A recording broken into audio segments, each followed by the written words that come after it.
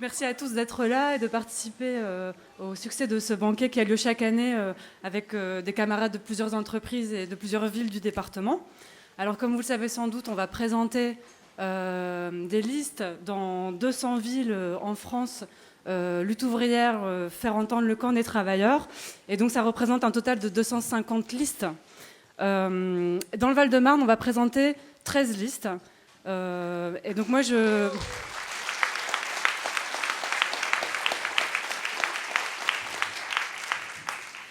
suis Amandine Chins, je suis enseignante dans un lycée professionnel à Choisy-le-Roi et avec Pierre-Éric Gillard, ici présent quelque part, qui est poissonnier à Carrefour, à Belle-Épine, à Thiers. Je vais conduire la liste ici même à Maison-Alfort.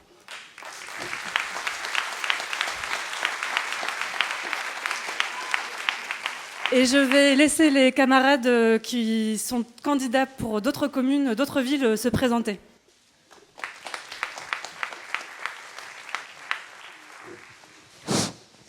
Bon, moi c'est Pascal Boutet, j'étais technicien aéronautique et je vais conduire la liste sur la ville de Thiers.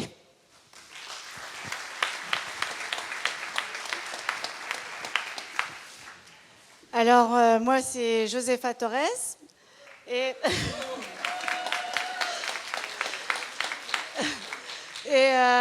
je conduis la liste lutte ouvrière faire entendre le camp des travailleurs pour Choisy-le-Roi. Et comme je l'ai dit tout à l'heure, je travaille à Sanofi. Voilà. Bonsoir. Donc moi c'est Lucien Noël, je suis cheminot aux ateliers de maintenance TGV à Villeneuve-Saint-Georges et je suis candidat à Villeneuve-Saint-Georges. Donc bonsoir tout le monde, je suis Franck Gilleron, agent de manœuvre sur la ligne D au Technicentre de Villeneuve-Saint-Georges et je conduirai la liste sur Alfortville.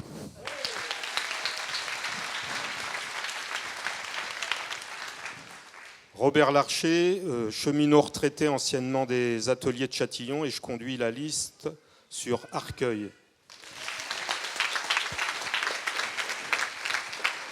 Bonsoir, moi c'est Nicolas Pétillot, je conduis la liste sur le Kremlin-Bicêtre et je suis prof dans un lycée professionnel à Créteil. Bonsoir à tous, moi c'est Agathe Martin, je suis cheminote aussi aux ateliers de maintenance des TGV de Châtillon. Et donc on sort de 2 mois de grève, la colère toujours intacte et vraiment envie de changer les choses. Et je me présente sur la liste de Villejuif.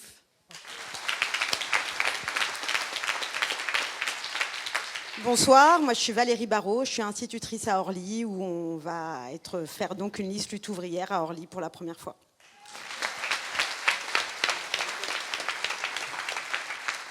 Moi, je suis Gisèle Pernin et j'étais employée dans une caisse de retraite et je conduis donc la liste à Ivry-sur-Seine. Bonsoir, je suis Anne Saintier, je suis technicienne de laboratoire dans un hôpital à Paris et je suis candidate sur Fontenay-sous-Bois.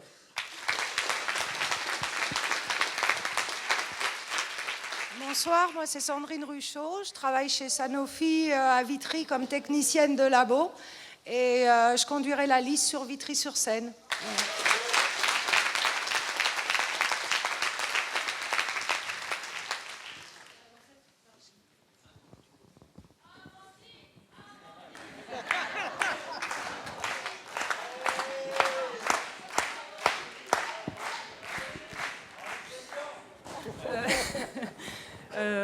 Je suis perturbée maintenant. Donc dans cette salle se trouvent également de nombreux candidats et candidates sur nos listes.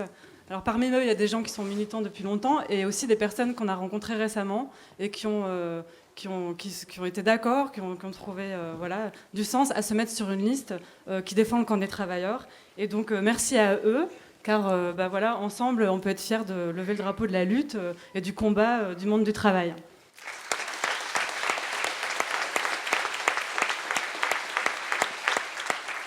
Alors pour expliquer un peu plus le sens de notre candidature et les idées qu'on va défendre, je vais donner la parole à Lucien, qui conduit la liste à Villeneuve-Saint-Georges, comme il l'a dit.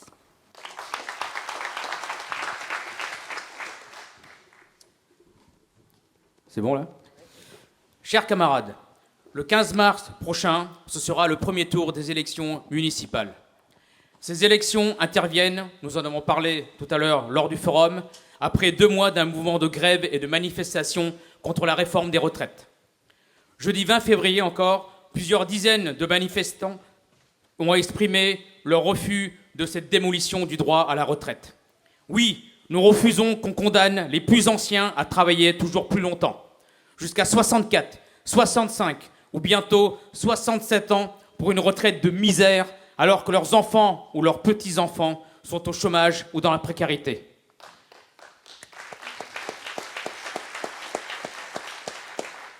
Nous refusons métro, boulot, caveau, comme l'ont dit des manifestants.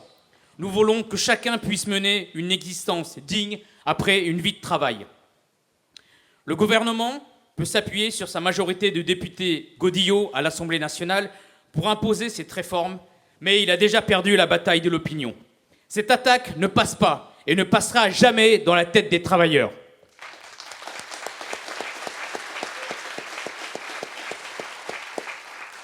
En s'obstinant, le gouvernement ne suscite que la haine et la révolte. Il prépare les explosions sociales de demain. En fait, bien au-delà de Macron, cette attaque contre le droit à la retraite est un aspect de la véritable guerre sociale que la grande bourgeoisie mène contre le monde du travail. Cette guerre s'intensifie avec la crise de l'ensemble de l'économie capitaliste. Le premier effet de cette guerre, c'est que le niveau de vie des classes populaires ne cesse de chuter. On se souvient que le mouvement des Gilets jaunes est né, il y a plus d'1 an, à cause de l'augmentation de la taxe sur les carburants. Ceux qui sont allés sur les ronds-points dénonçaient non seulement les fins de mois, mais aussi les milieux de mois difficiles. L'impossibilité de payer ses factures, de remplir le frigo, de combler les découverts. Pour ceux qui ont un emploi, le salaire est souvent bien bloqué et ne suit pas la hausse des prix, comme les tarifs de l'électricité qui viennent encore d'augmenter de 2,4% au 1er février. La spéculation immobilière fait s'envoler le prix du mètre carré dans la région parisienne, obligeant à payer un loyer ou un crédit hors de prix. La précarité et l'exploitation touchent particulièrement la jeunesse. À Paris, les livreurs à vélo sont payés une misère, à partir de 2,80 € la course. Par contre, ça va bien pour les grands groupes capitalistes qui les emploient, genre Deliveroo, Uber. Derrière l'utilisation des plateformes numériques, des réseaux et l'intelligence artificielle se cache en réalité l'exploitation du 19e siècle. La précarité n'épargne pas non plus les étudiants des classes populaires. Un étudiant sur 2 doit travailler pour financer ses études et beaucoup sont dans une situation intenable. En novembre dernier, à Lyon, l'un d'entre eux s'était immolé car il venait d'apprendre qu'il allait perdre sa bourse de 450 €, indispensable pour continuer ses études. De plus en plus de salariés, en particulier des femmes, doivent multiplier les contrats à temps partiel. Cela se traduit par des journées à rallonge, des heures dans les transports. La guerre sociale que mènent main dans la main patronat et gouvernement touche aussi les conditions de travail. Dans toutes les entreprises, du public comme du privé, les suppressions d'effectifs imposent une surcharge de travail. Par exemple, à la SNCF, dans certains ateliers, le travail de nuit ou en 3-8 se généralise. Dans les hôpitaux, dans les EHPAD, ça craque de partout, faute d'effectifs. Les urgences sont saturées. Mais dans tous les services, il manque des médecins, des infirmières, des aides-soignantes, des agents de service. Pendant ce temps, Macron est fier d'annoncer le lancement du nouveau programme de sous-marins nucléaires. Leur coût est estimé à 9 milliards d'euros. Le prix d'un seul de ces sous-marins permettrait de satisfaire largement les revendications immédiates du personnel des hôpitaux. Mais le capitalisme pourrissant met plus d'argent à tuer qu'à soigner. Et un tel système mérite d'être mis dans la tombe et le plus vite possible.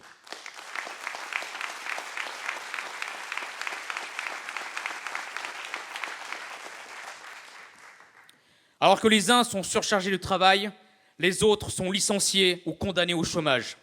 C'est délirant.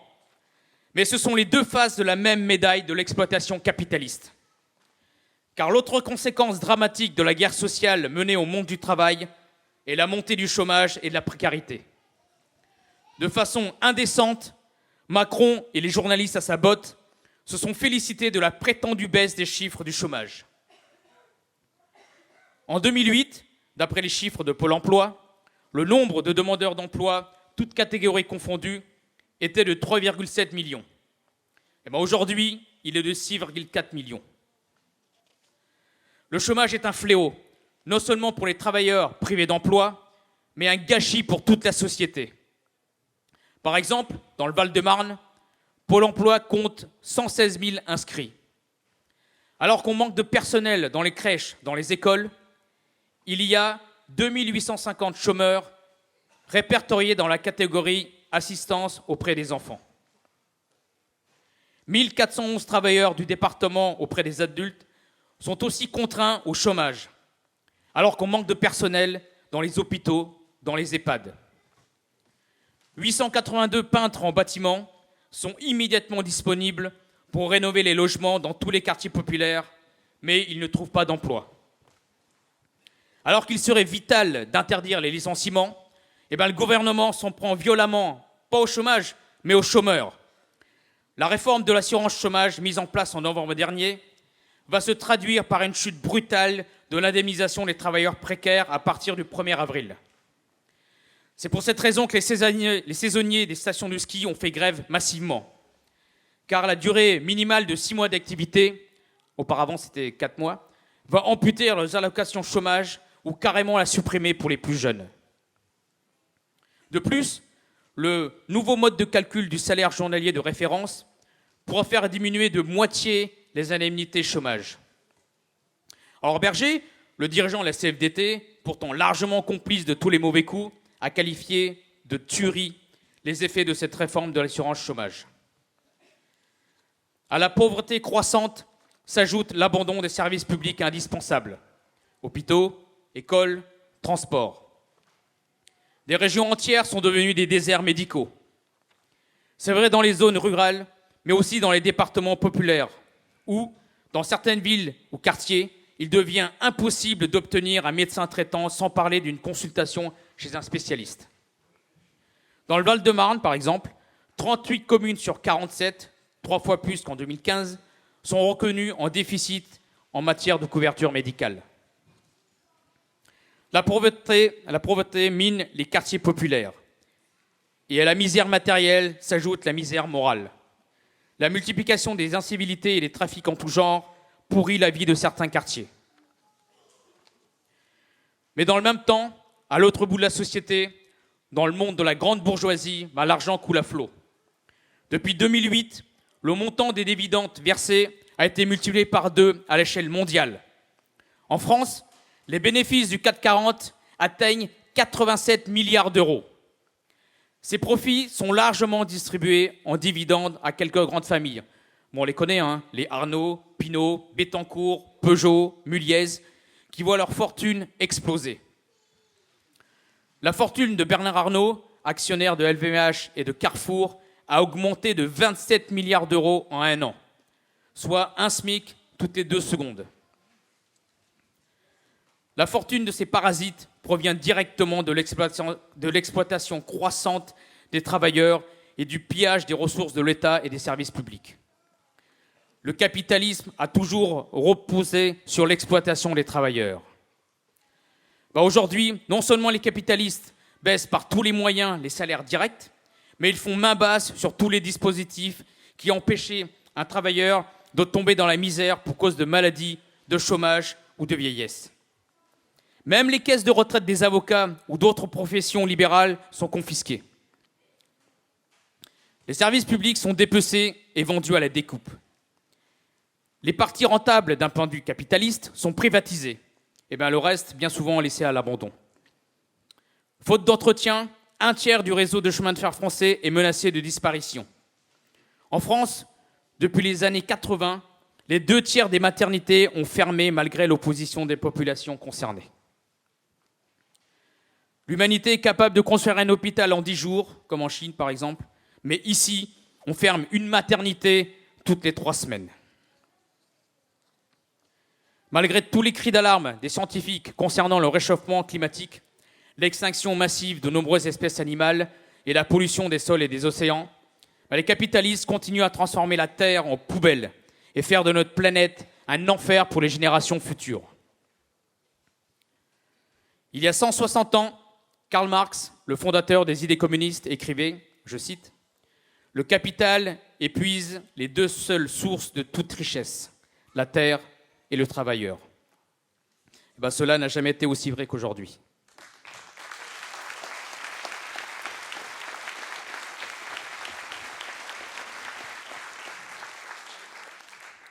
Oui, tout ce système va dans le mur. Le bilan économique, social, environnemental du capitalisme est celui d'une faillite totale. Les capitalistes eux-mêmes n'ont aucune confiance dans leur propre économie et refusent d'investir leur fortune dans la production. Elles se contentent de spéculer et d'exiger des États et des banques centrales toujours plus d'argent frais. Ainsi que de vulgaires brigands, ils pillent ce que des générations de travailleurs ont produit comme équipement et comme richesse. Et ils le feront tant qu'ils auront le pouvoir sur l'économie, tant qu'ils posséderont les grands moyens de production et d'échange. Mais nous, les travailleurs, sur qui repose la société, nous avons les moyens de nous opposer à la dictature du capital et de la renverser. Nous avons la force d'être au cœur de la production, d'être indispensables au fonctionnement de la société. Nous avons le nombre, car nous sommes l'immense majorité, mais il nous manque encore la conscience de notre force collective. Durant 1 mois et demi, nous, grévistes des transports, ainsi que d'autres secteurs, avons relevé la tête. On a su rallier derrière nous l'immense majorité du monde du travail qui nous soutenait malgré la gêne. Nous avons montré la voie. Bon, c'est normal pour les cheminots de montrer la voie, mais... Et nous avons eu 1000 fois raison. Et si cette fois-ci, l'incendie de la révolte ne s'est pas propagé, le feu couvre sous la cendre et tôt ou tard, il renaîtra en raison des attaques incessantes de la bourgeoisie et de ses larbins politiques.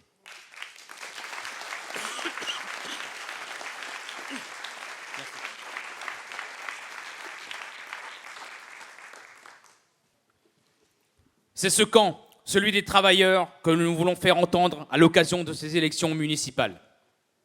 Évidemment, on peut penser que l'enjeu des élections est bien éloigné de l'avenir de la société et du quotidien des travailleurs. Il est clair que dans cette dégradation programmée du niveau de vie et des conditions d'existence de la classe ouvrière, même une municipalité bien intentionnée vis-à-vis des travailleurs n'aurait, par ses ressources propres, aucun levier pour les protéger de la misère, du chômage. Les communes sont financièrement étranglées et toutes les décisions favorables aux travailleurs sont susceptibles d'être cassées par les autorités préfectorales. Mais des travailleurs élus à la tête d'une municipalité ou des conseillers municipaux ouvriers auraient à cœur de mettre toute leur énergie pour aider les travailleurs dans leur lutte contre les licenciements, contre les expulsions locatives. Ils soutiendraient systématiquement les grèves, associeraient à toutes les décisions les associations, les syndicats, les travailleurs français ou étrangers, avec ou sans papier.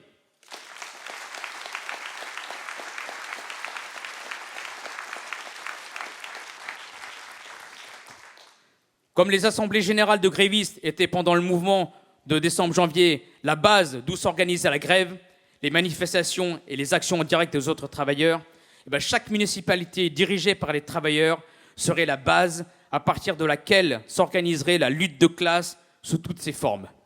Elle serait une place forte conquise dans la bataille entre les travailleurs et les capitalistes.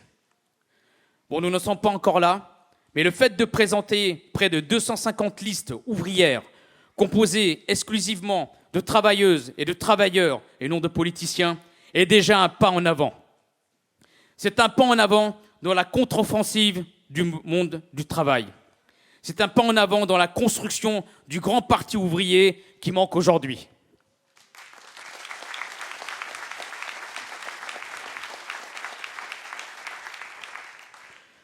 Nos valeurs, celles du mouvement ouvrier, ne sont pas celles qui sont distillées aujourd'hui par les autres partis. Ce sont des valeurs de fraternité, de solidarité, de progrès, à l'opposé des idées nationalistes, racistes, communautaristes, sexistes, qui sont autant de poisons dans le monde du travail. Les idées que nous portons, les combats que nous menons sont précieux et irremplaçables. Les travailleurs doivent côtoyer et pouvoir compter sur des femmes et des hommes qui ne baissent pas les bras. Des femmes et des hommes qui soient contre vents et marées à leur côté. Tout d'abord pour lutter au quotidien contre les licenciements, les salaires de misère, les hausses de loyers, les expulsions, la dégradation des transports, des écoles et collèges dans les quartiers populaires. Mais il faut aussi des femmes et des hommes qui incarnent les idées communistes et révolutionnaires, c'est-à-dire pour le pouvoir démocratique des travailleurs. C'est le seul avenir possible pour l'humanité. Et nous sommes convaincus que quand la classe ouvrière relèverait la tête, elle s'emparera des idées que nous défendons aujourd'hui.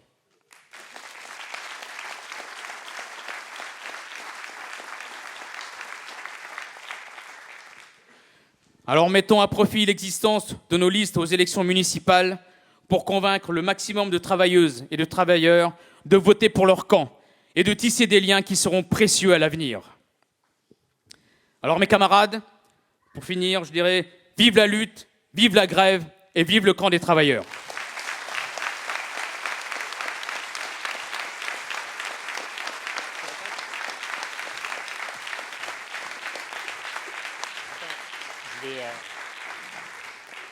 Voilà, j'arrive un peu tard, bon, excusez-moi, mais je tiens à signaler quand même que la liste lutte ouvrière de Créteil est bel et bien présente à ce banquet.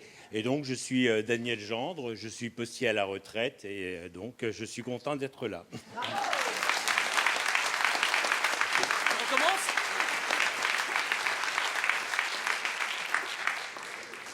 Alors je vous propose de chanter ensemble le chant des travailleurs du monde entier, l'international.